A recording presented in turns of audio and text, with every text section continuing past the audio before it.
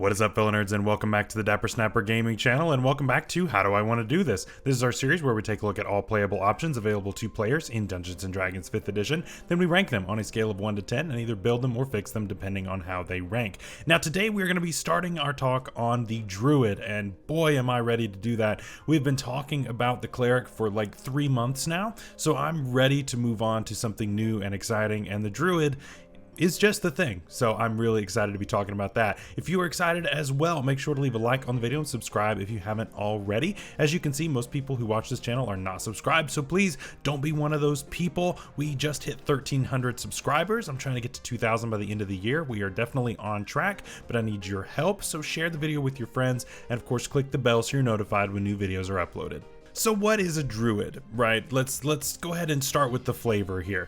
A druid is someone that comes from nature and uses nature to his or her advantage. And this comes in the form of magic, and it also comes in the form of becoming nature, in turning into the animals and beasts that live out in the wild with the druids. Druids typically live out in the woods or swamps or whatever. They typically don't live in civilized cities unless they have to for some reason, which is a very cool plot point.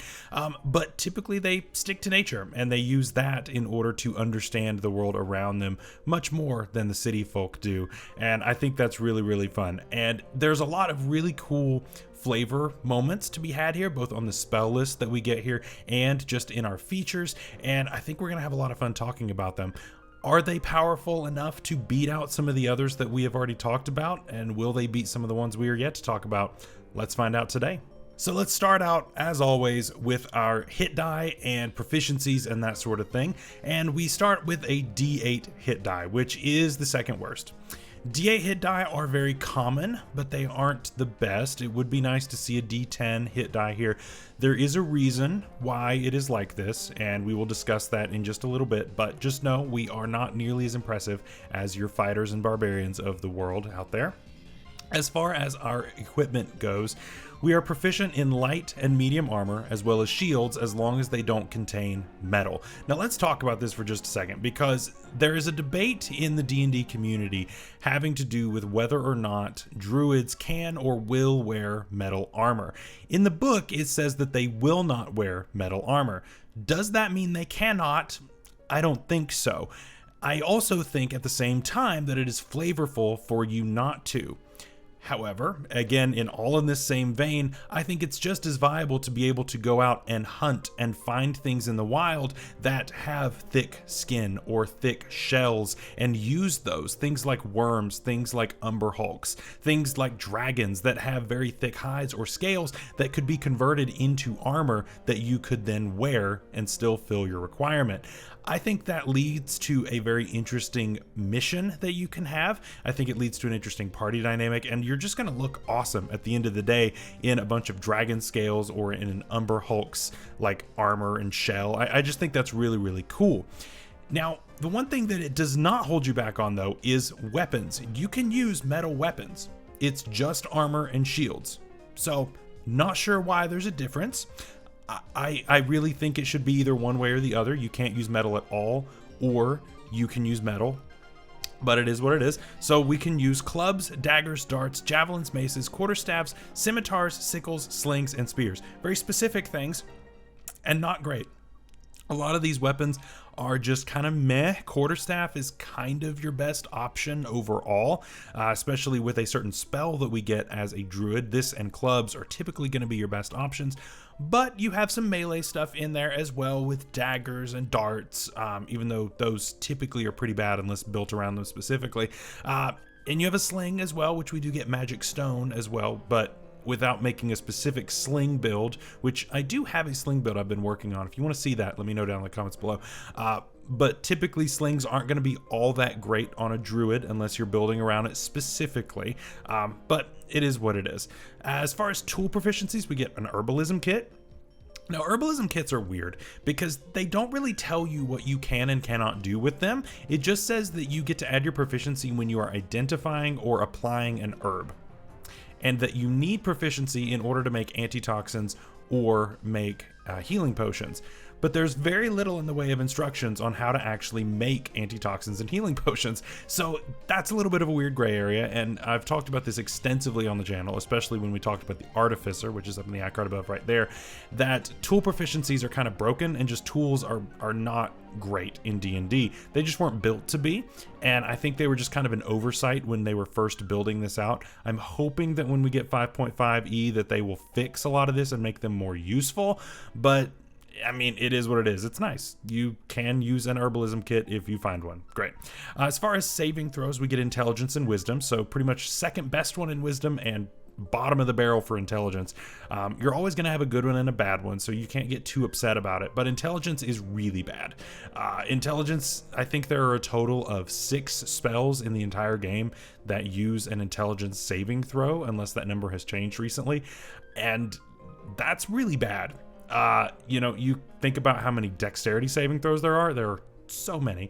You think about how many wisdom saves there are a ton there.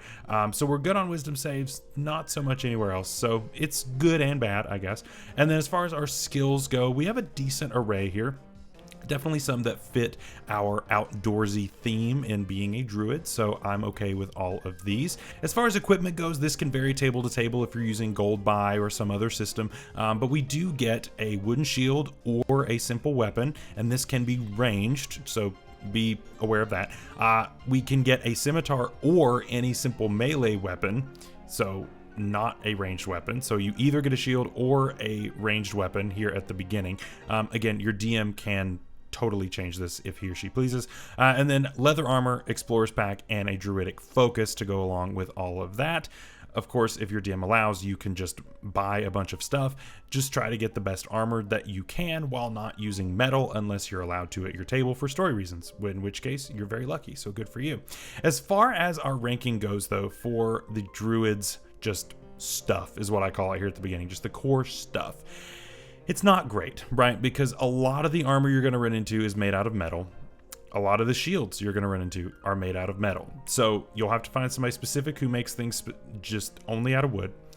Our weapons aren't great, so we're going to have to rely almost entirely on spells, which isn't necessarily a bad thing, but it does close off those options.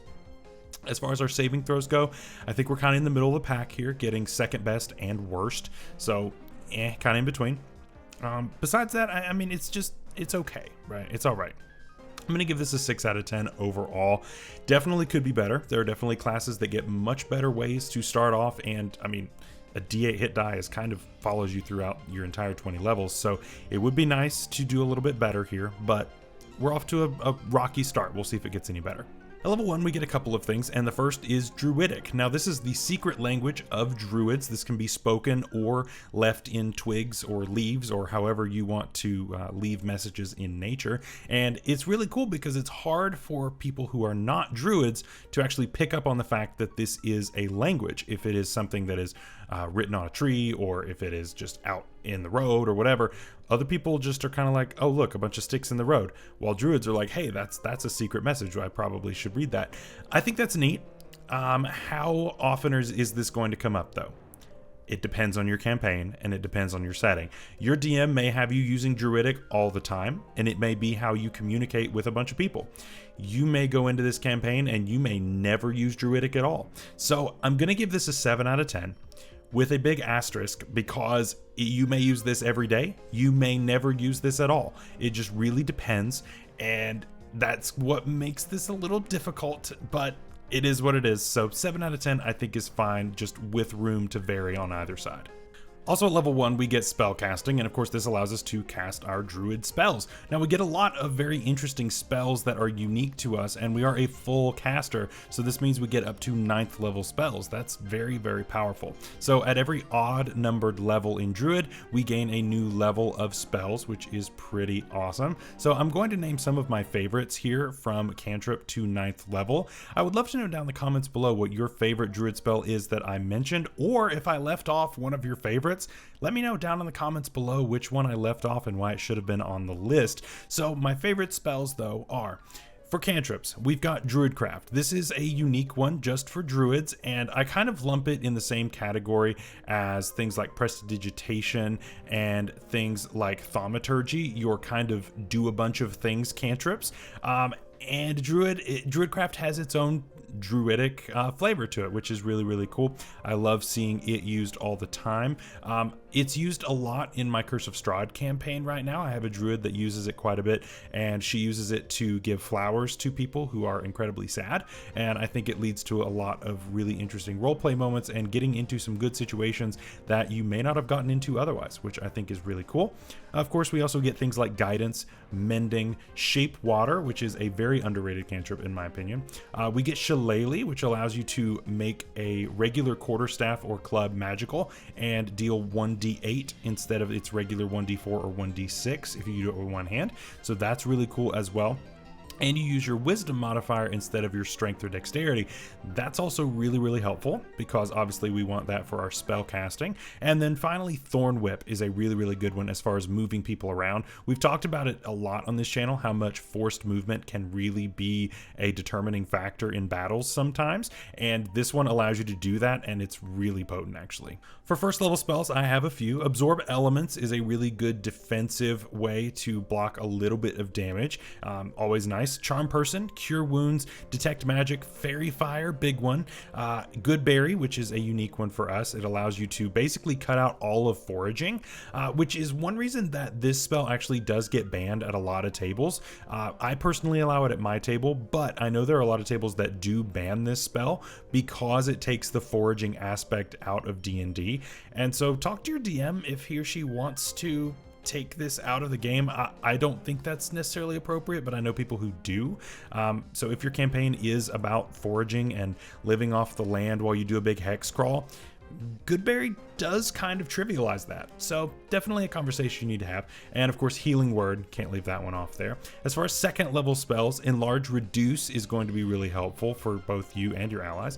Healing Spirit, Heat Metal, one of the most busted second level spells in the game. Hold Person, another busted spell. Lesser Restoration, Moonbeam, very cool.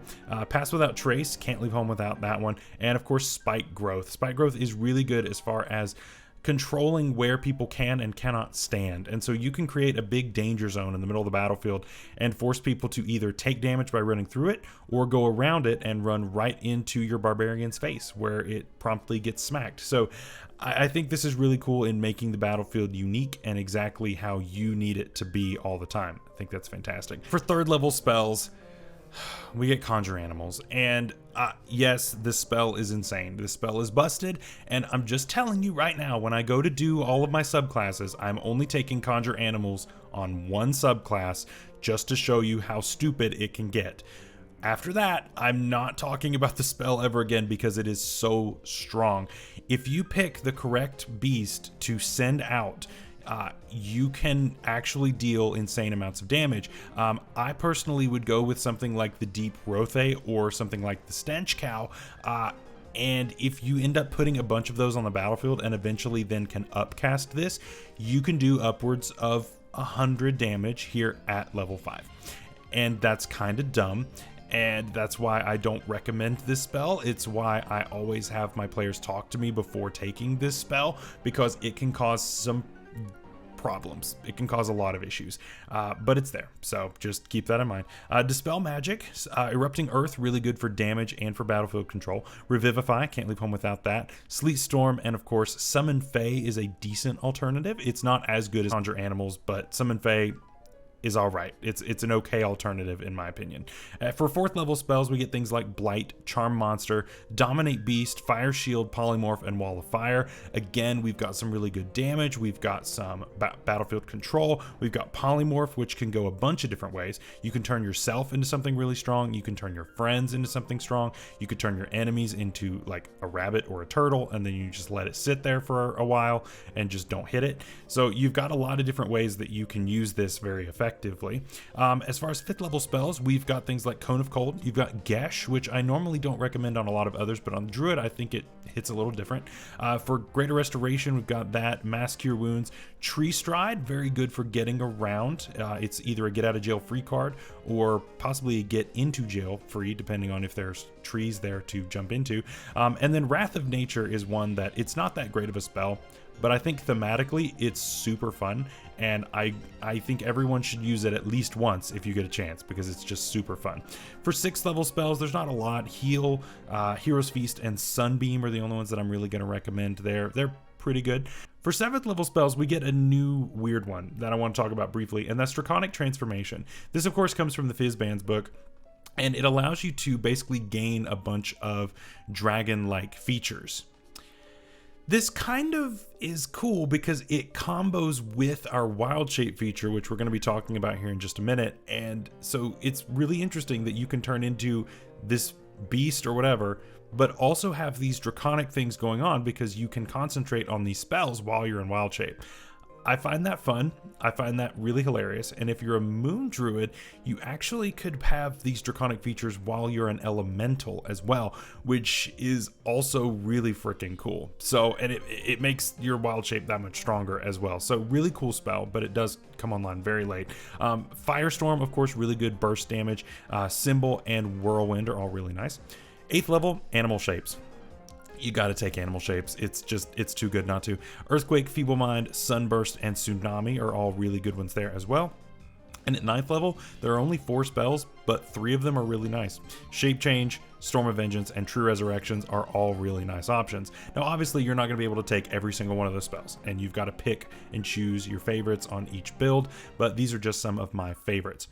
As far as spellcasting goes, we are a full caster. We get some really unique nature-themed spells that are going to come up all the time. We have utility, we have healing, we have damage, we have control. We have all the things that we could want on a spell list, and we get it in rapid succession.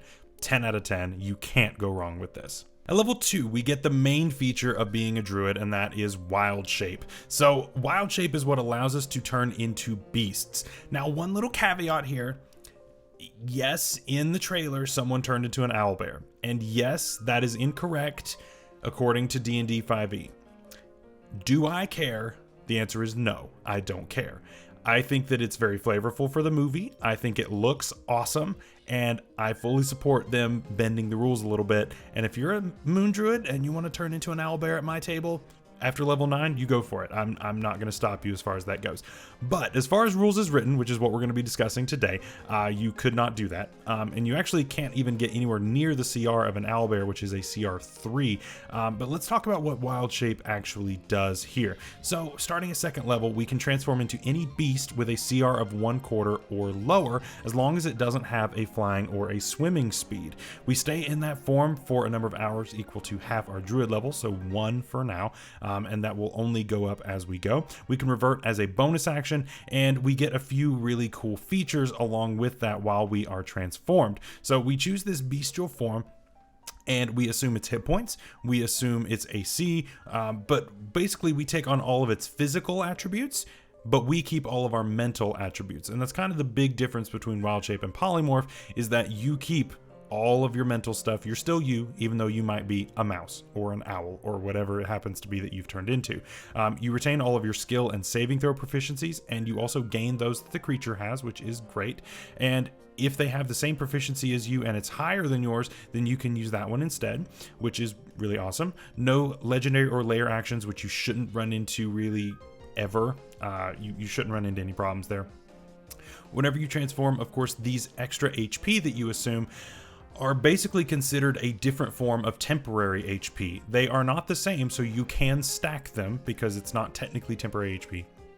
But once you run out of HP on your beast, you simply revert back and take whatever damage is left over. So if you had 9 HP left on your beast and you took 10 damage, then you would end up taking 1 damage on your regular form. But that does allow you to be a lot more tanky. Think about that. By using one of these, you just give yourself a bunch of hit points for free, which is really, really nice. And so obviously we're going to be looking for things that can help with that, and we're going to be looking for combinations that we can find that will let us do a lot better as far as that goes. We cannot cast any new spells when we're in Wild Shape, but we can continue concentrating on spells, which is really good.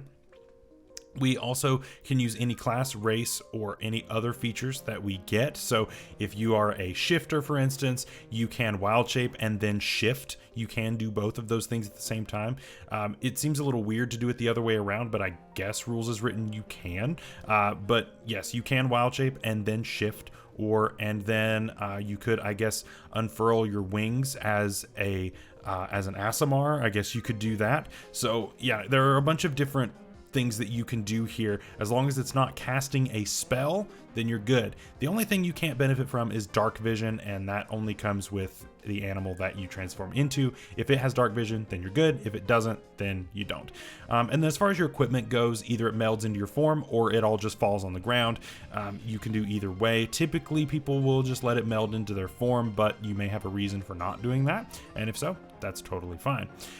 How does this rank as a feature? So it scales as we go from 1/4 here at level 2. We get up to 1/2 CR at level 4, and we also can swim at that point. And then at level 8, we get up to CR 1, and we can fly, swim, or anything that we want. After I rank it, I am going to go ahead and give some examples of some really good options, but I want to go ahead and rank this first, and then we'll go over some really compelling wild shape options here. I think this is really good, right? I think the only thing is that you're limited by that CR. A CR1 creature by level 8 is a little weak, and it can end up not being the best. However, being able to just create a bunch of HP is very valuable, and that cannot be underestimated. If you are about to go down and you know you're about to take a decent sized hit, you could just defensively wild shape here, you know, turn into something that has a bunch of HP, get off an attack if you can use it as a bonus action. Some can, some can't, or just do that and just stand there, and then it allows you to take that hit and stay alive that much longer. Typically that's going to be better use of an action than it would be to heal yourself, because think about it, if you've got something even that has like 20 HP, say, that's a pretty high level spell to get that kind of guaranteed healing. So this has a big use as far as a self temporary heal, and it can give your friends time to get up to you and to help you to stay up. For that reason, it bumps up a lot of points, and I'm going to give this a 9 out of 10. Can it be improved? Yes. And is it improved? Yes. In pretty much every single subclass that we are going to be looking at, they find new and exciting ways to buff this feature, and so that is where this becomes a little bit better, is the unique ways that each subclass buffs this. Of course, like I say in all of these rankings, my rankings against other classes aren't perfect because it's kind of in a vacuum.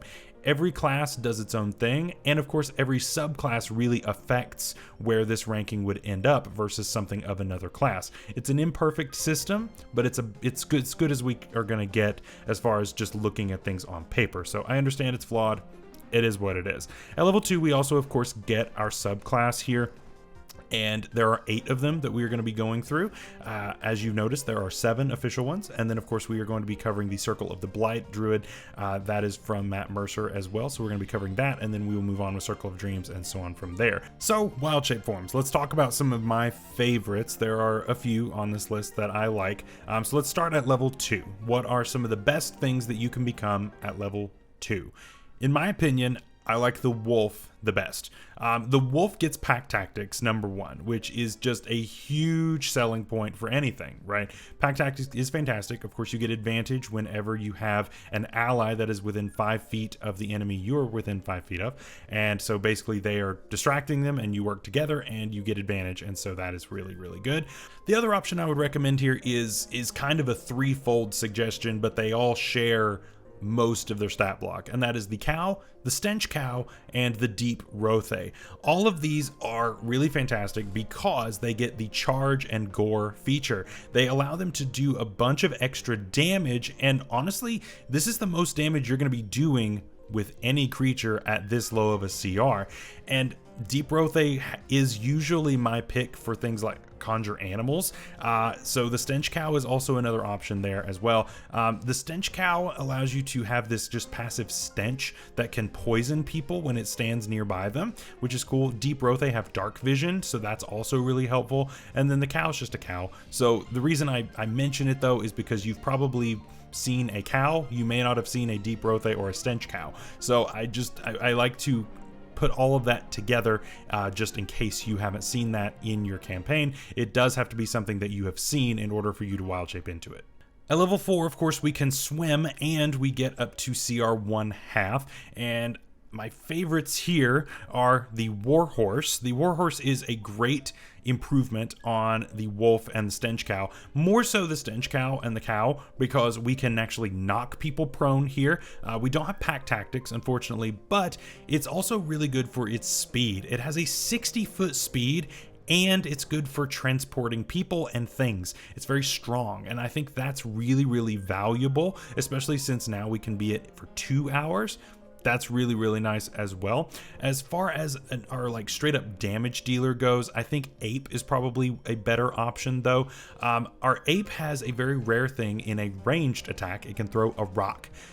That's very rare when it comes to beasts, and so if you can't necessarily get right up into the fray and you'd rather sit back, this could be a decent option, and so I think that's really helpful. And finally, if you want something that swims, I think the Sea Lion is probably your best bet. They deal okay damage, they've got okay AC and HP, they're not the best, but at this CR, I think they're probably our best aquatic creature.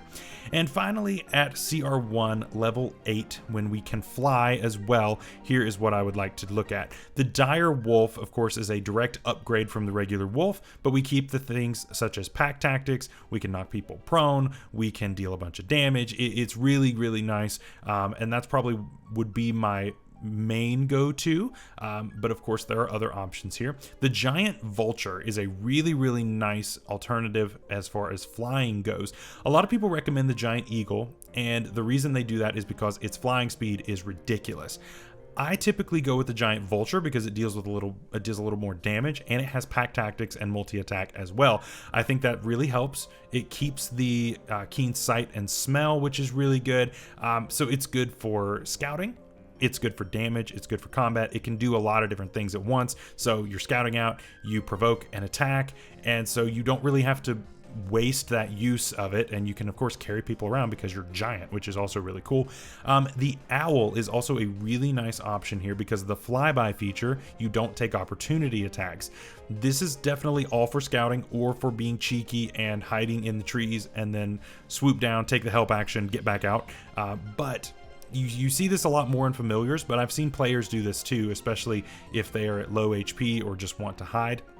This is an alternative. For swimming speeds, I really like the Giant Octopus. You can of course swim, and you can grapple a bunch of people, and you can ink cloud while in the water as well. I think that's really valuable as far as being able to control a bunch of different people at once and get them into a really bad position. I love that. The Deinonychus, if you've seen a dinosaur, which is rare, but I have to mention a dinosaur because they're on the list. Deinonychuses, of course, get a pounce, which allows them to knock prone and attack as a bonus action, or they get 3 attacks with their multi-attack, so they're pretty strong. And then finally, the Giant Spider. This is a climbing creature. I wanted to make sure we had a climbing creature in there, and of course we can restrain them with webs, we can mess with paralysis and poison. There's a lot of really, really interesting things that go into play with that. Finally, level 2, if we're using Tasha's Cauldron of Everything optional rules, which you should be, we also get Wild Companion, and this allows us to cast the Find Familiar spell with just the use of a wild shape, and we actually don't need any material components in order to do so, and it is a Fae instead of a beast, and it lasts for a number of hours equal to half our Druid level. As you probably are aware, Find Familiar is an amazing first level spell that we do not get access to normally as a Druid. However, a lot of Druids will multiclass just in order to get this spell because it is that powerful. Being able to have, say, an Owl Companion that can fly by while using the help action and then getting back up in the sky to give you advantage on your next attack while you're a bear, that's pretty good. I think that's pretty strong, and as long as your DM isn't being a jerk and just shooting your familiar out of the sky, then you're probably going to be good to go, and you're going to be able to do pretty well, and gaining free advantage is always a good thing. 10 out of 10 feature, can't go wrong with it. So after that, Druids are kind of stuck because you don't get any new features really as far as main class features until level 18. After this, it follows every odd level you get a new level of spell, and every even level you either get an ASI or feat or a subclass feature. So obviously subclasses are very important to this ranking, but again, we're in a bubble here, so the rankings aren't perfect. We're not using those in our ranking, so it is a little flawed, but it's okay. We get Timeless Body at level 18. This just means that you age at 1/10 the speed of everybody else. Cool. Do I care? Not really. I don't think that this is a huge factor. If anything, it's just going to make things worse because you're just watching all your friends get old while you don't. I don't think it's that great. I'm going to give it a 5 out of 10. It's all for flavor, but nothing for function. And I don't really care. As far as our other feature, though, Beast Spells, this allows us to cast any spells that don't have a material component while we're in wild shape. That's really good. It does restrict us on a few things, so we can't revivify while we are in wild shape. We cannot do anything that requires us doing anything with material components, which there are quite a few spells that do, but that still opens up our options by a ton. Healing Word, for instance. You can Healing Word as a bonus action while you're a bear or an octopus or a vulture or whatever you want to be. I think that's great. And so overall, this is going to be a 9 out of 10 feature. Being able to open this up for us is fantastic. Finally, at level 20, you become the Archdruid. We have worked all this time, so what do we get to do? Well, we can now cast spells that do require a material component as long as it is not considered costly, which is good. So still no Revivify, unfortunately, but we can still cast spells that have a material component, which is good. And the other thing is, of course, we have right now a wild shape duration of 10 hours. We can now do it an unlimited amount of time. So you technically could be permanently an animal until you have to save somebody's life. And then you can just turn right back into an animal if you want to. So I think that's really nice. That's a 10 out of 10, obviously. Being able to use our main feature as many times as we want is great. And being able to have a restriction lifted as far as what we can do while we are within that is, again, an amazing thing. So where does that put us in an overall ranking? It's good. It's really good, and I really, really like the Druid kit. It's limited in what it gives you as far as on the class side. So I have to try to take that into consideration, that just how much this class relies on its subclass, and that is like entirely. This class is all subclass pretty much, and that's kind of tough, because your main way of using wild shape really depends on your subclass, whether or not you're going to use this feature or a completely different one, because there are some subclasses that don't even use the turning into an animal part. You actually can do something completely different, and there are some that take what you can do and make it even better. There are some that ignore it entirely, and it just depends on what it is that you are trying to do with your Druid. As far as a ranking goes, I think this is a 9 out of 10. I think it's an absolutely fantastic class. Of course, it's full casters. You can't really go wrong there. Full casters are always going to be really strong, and you can't go wrong with them. But the big thing is being able to just create HP out of nowhere for very little cost. I think that's amazing. You can create a lot more HP with this than you can with most spells, at least of a decent and reasonable level. And so this just gives you free healing in a way that you can't really replicate without using something that's even more costly. And I think once you get to level 20, of course, Archdruid, it's an unlimited times per day. You can still concentrate on things when you are wild shaped, which is fantastic. So you could Fairy Fire and then transform after that and then go to town. Of course, that's 3 turns in a row. But I mean, you know, you might be able to have that opportunity where you can concentrate wild shape and then attack and benefit from those spells as well. I think it's really great. It's a real team player. It does damage, it heals, it has utility, it has great stuff in and outside of combat. You can't really go wrong. So that is all for today. I hope you guys enjoyed. Next week, we're talking about the Circle of the Blighted Druid, and I hope you guys are looking forward to that. Then we're moving on to all of the from the books type of stuff, and I hope you guys are excited about that as well. Until next time, stay safe out there, stay healthy, and we'll see you later. Bye-bye.